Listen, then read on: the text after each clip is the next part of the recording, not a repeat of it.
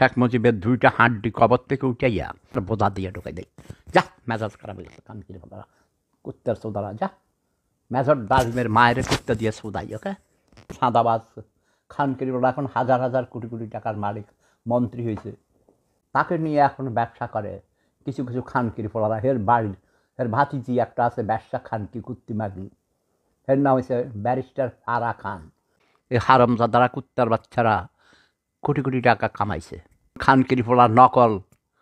ব্যবসার ফোলা ওই যে এক সাংবাদিক না সাংঘাতিক রাজাকারের সোদা এই খানকির ফোলা ব্যবসার ফোলা নিয়ে আইছে ভুয়া মেজর ডালিম ওই ব্যবসার ফোলা কইছে 3 লক্ষ মানুষ মারা গেছে 30-এ 3 লক্ষ করে দিছে। এগুলি সব জামাত শিবিরের পরিকল্পিত এটা সাজানো নাটক এটা কেউ বিশ্বাস করবে না যারা তোমরা এটা বিশ্বাস করা তারা মূর্খ সোদা ওকে তারাও অন্ধকারের অতল গহ্বরে হাবুডুবু খাও।